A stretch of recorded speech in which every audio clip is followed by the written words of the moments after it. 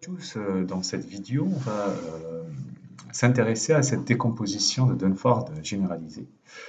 Alors, l'objectif de la dernière vidéo, c'était d'introduire la notion d'endomorphisme semi-simple. On va dire en deux mots, on va voir.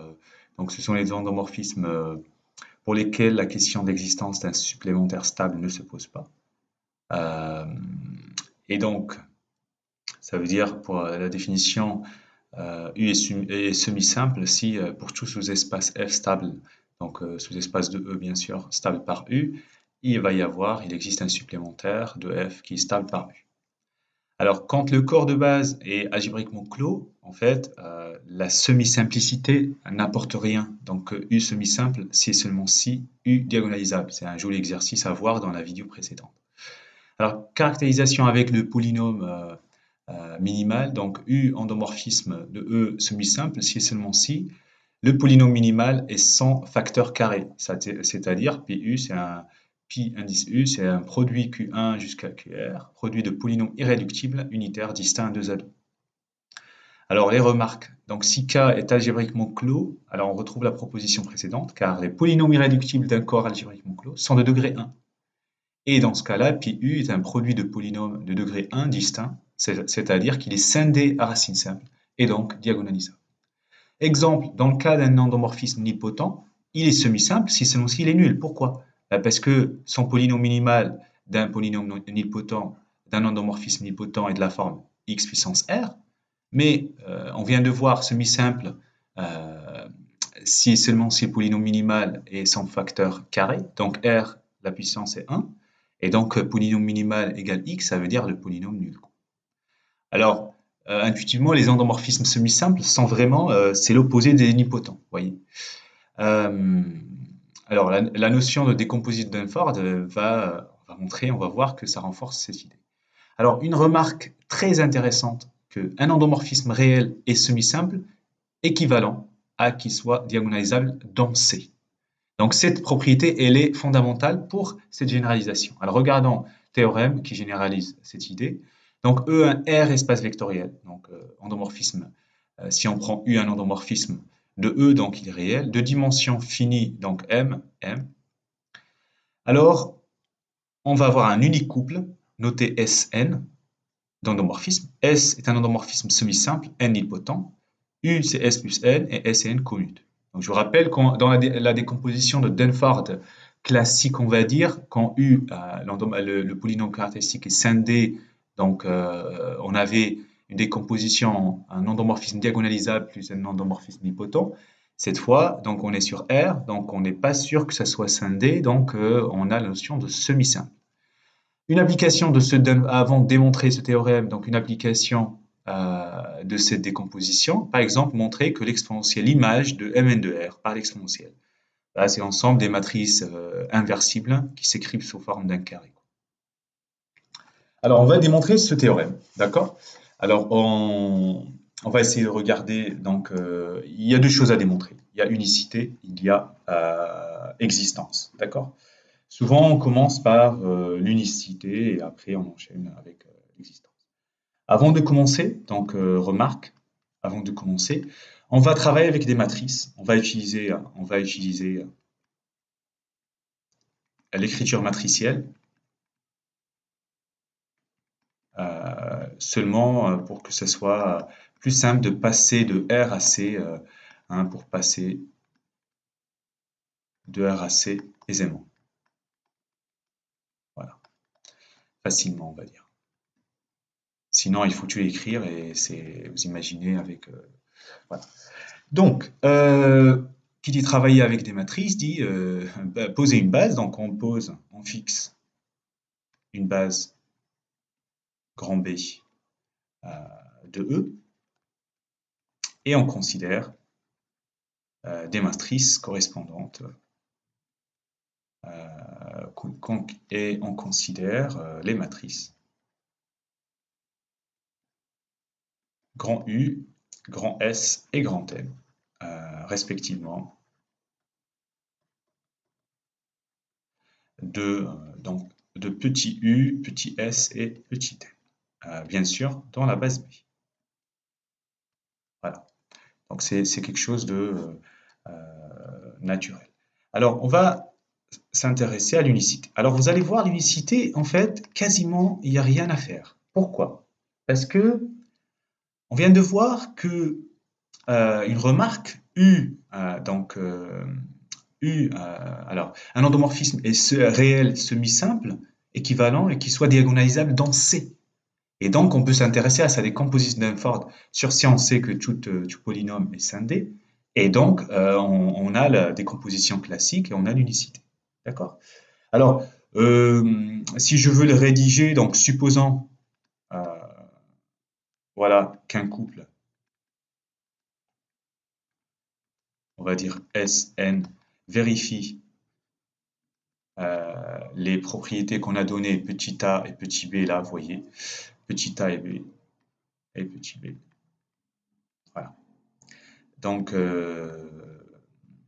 voilà. Supposons qu'un couple vérifiant, allez, vérifiant A et B existe. Voilà. Parce que sous réserve d'existence, excusez-moi. Alors, euh, qu'est-ce qu'on peut dire? Alors, S est diagonalisable sur C. C'est ce que j'étais en train de dire. Diagonalisable sur C. Hein? Parenthèse, S réel. Réel, alors, rédigeons correctement. Petit s réel et semi-simple. Hein, donc ça, c'est équivalent U diagonalisable sur C. Voilà. Donc, si S est diagonalisable sur C, bah alors, ainsi, la décomposition euh, U égale S plus N et la décomposition, donc je vais marquer DD, décomposition de Denford, de U en tant que matrice à coefficient dans C. De U, une matrice à coefficient dans C. Voilà. Avec, avec ça, et on a l'unicité grâce à Denford sur C. Voilà. Vous voyez, c'est ce que j'ai dit à l'oral. Alors maintenant, l'existence, on va voir ce qui est nouveau, existence. C'est intéressant aussi, l'idée derrière. Donc, pour l'existence, en fait, il suffit, regardez, il suffit de montrer que la décomposition de Dunford de U est réelle. On va voir ce que c'est. Hein, si je prends un nombre complexe, et quand je dis qu'un nombre complexe est réel, c'est seulement si, quand je passe au conjugué, c'est égal au même nombre, enfin égal à lui-même, donc il est réel. Autrement dit, sa partie imaginaire est nulle, etc. Donc ici, on va essayer de faire s'inspirer de ça. Alors, donc soit U égale T plus N, la décomposition d'Hanford, cette fois-ci donc sur C, de U vu en tant que matrice à coefficient dans C, avec des diagonalisables, et N nilpotentes. Et bien sûr, les deux dans M à coefficient dans C. Voilà. Et bien sûr, dn et nd commutent. Voilà. Parce que ça, c'est important. Alors, on va montrant que D et N sont dans l'ensemble des matrices d'ordre M à coefficient réel. Voilà. Alors, donc, pour une matrice, on va poser pour une matrice, alors, grand M, donc de coefficient M indice IJ à coefficient dans C, on note la matrice n bar égale, on prend le conjugué de chacun des coefficients. Alors, avec ça, alors on a, quand je passe au conjugué de U, c'est le conjugué de D plus le conjugué de N. Donc ça, il n'y a pas de problème. Et comme U a coefficient dans R, U bar égale U. Hein, car U est dans M de C, de R, pardon.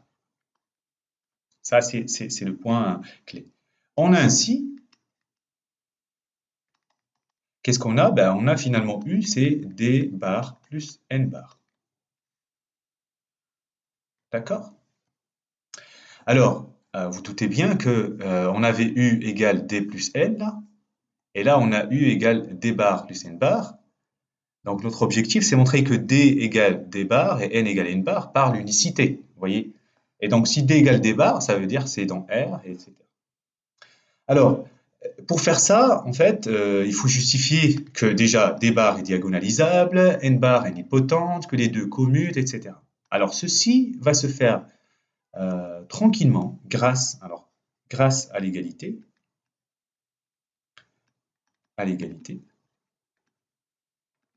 L'égalité qui concerne quoi? C'est que le conjugué d'un produit, bah, c'est A bar fois B bar. Voilà. C'est un joli exercice, regardez, vous allez voir. Grâce à cette égalité, on vérifie. Ben, on vérifie tout ce que je viens de dire à l'oral. Donc, on vérifie que D bar est diagonalisable.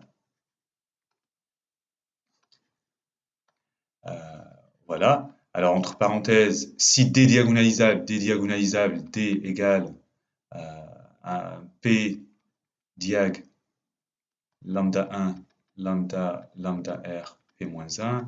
Et quand je passe au conjugué D bar avec cette propriété, donc je vais avoir P bar, diag, bar et P-1 bar. Et je vous laisse finir, donc P bar, diag, lambda bar 1, tac tac, lambda R bar, P-1 bar. Et voilà, vous justifiez que D bar est diagonalisable. N bar est nilpotente. Voilà. D bar, N bar égale N bar, D bar, donc grâce à cette propriété. À partir du moment qu'on a tout ça, donc grâce à l'unicité de la décomposition de l'alpha,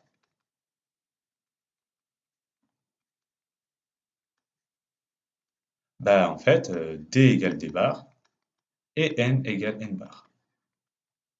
C'est-à-dire quoi? C'est-à-dire D est une matrice d'ordre M à coefficient réel et N est une matrice d'ordre M à coefficient réel. Enfin, euh, comme notre matrice de base U, elle est alors, euh, c'est pas ça, comme notre matrice, comme D à coefficient réel, elle est diagonalisable. C'est ça le point clé, diagonalisable sur C. Vous voyez? Alors, D est semi-simple. Voilà. Et on a fini l'existence. Donc vraiment, le point clé de cette démonstration, c'était cette remarque. Vraiment, un endomorphisme réel et semi-simple, si seulement si, est diagonalisable sur C. Et voilà, on a terminé. Bon courage.